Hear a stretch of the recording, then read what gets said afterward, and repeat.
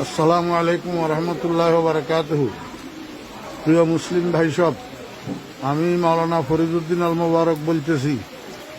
আমার মাদ্রাসা উত্তর হরিপুর জমেরিয়া মাদ্রাসা, বাংলা বাজার, ছাগলনাইয়া, ফেনী সম্পূর্ণ পানির নিচে নিমজ্জিত।